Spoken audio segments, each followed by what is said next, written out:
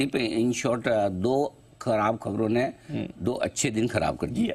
अच्छे खासे हम शुक्रवार को लाइफ हाई बना चुके थे 22,794 पर और शुक्रवार को तो जो गिरे वो र्यूमर की वजह से गिरे।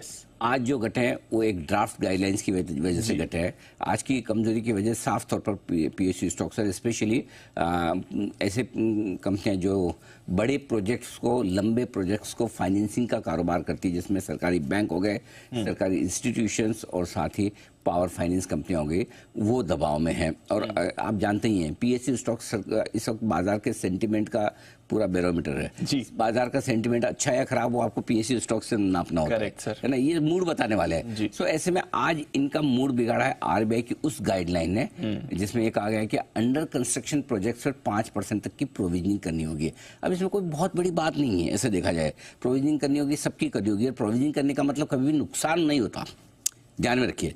प्रोविजन करना मेरे को नुकसान हो सकता है, ये सोच के मैं अभी से प्रोविजन कर दूं, इसका मतलब ये नुकसान हो गया जी।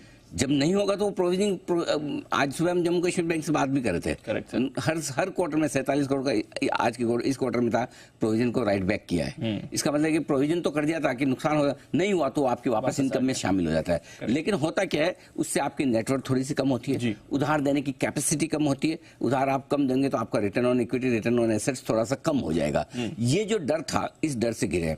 अब डर अपनी जगह, सही हो गलत हो, थोड़ा हो ज्यादा हो, स्टॉक्स का रिएक्शन उस हिसाब से आ जाता है, आ गया। हालांकि मैं फिर बताऊं, जो कुछ आरबीआई ने कहा ये ड्राफ्ट गाइडलाइन है।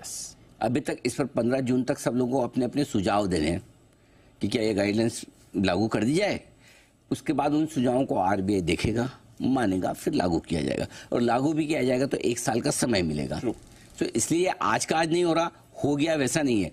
लेकिन मार्केट का डर क्या है? पहला, आमतौर पर जो गाइडलाइंस आती है वही फाइनल बन जाती है, आमतौर पर बदलाव नहीं होता। पहली चीज आमतौर पर बिल्कुल, आज नहीं होगा तो कल होगा। अब कई लोग इसमें अंदाज लगा रहे हैं, कई सारी कंपनियां ऐसी है जिन्होंने पहले से इसकी प्रोविजनिंग कर रखी है, उन पे शायद दबाव न बने। लेकिन एकदम से जो खबर आई है उसने मूड बिगाड़ा है, और उसी की वजह से आप देख रहे हैं आरईसी, पीएफसी, सारे पीएसयू पावर कंपनियां या सरकारी बैंक, ये इसी वजह से आज पिटे पड़े हैं।